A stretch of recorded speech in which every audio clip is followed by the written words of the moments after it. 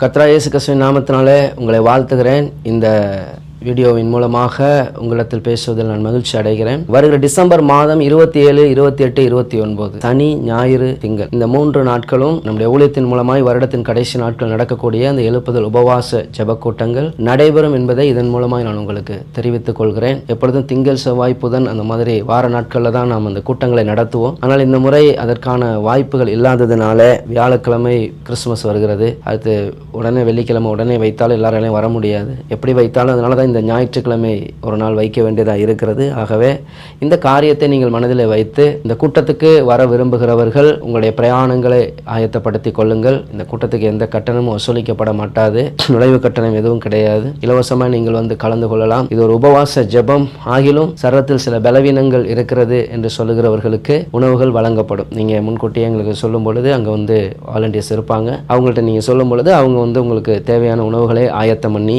கொடுப்பார்கள். 3வது நாளில் மதிய உணவோடு இந்த கூட்டங்கள் நிறைவு செய்யப்படும்.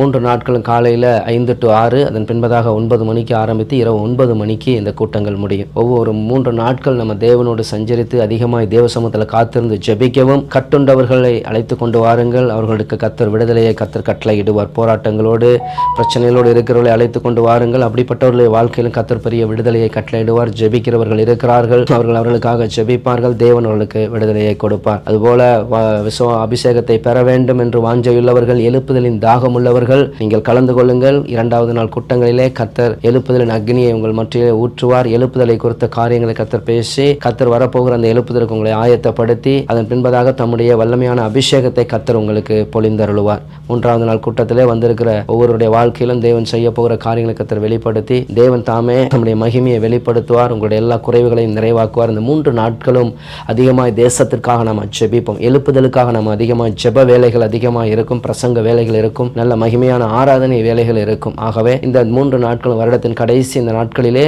தேவனோடு அதிகமாக சஞ்சரிக்கவும் தேவனுடைய சமூகத்தில் காத்திருக்கவும் வாஞ்சையுள்ள தேவ பிள்ளைகளை நாங்கள் வரவேற்கிறோம். குறிப்பாக நம்முடைய ஜெபக்குழு இருக்க ஒவ்வொருவரையும் வரும்படியாக நான் அவளோடு உங்களை அழைக்கிறேன்.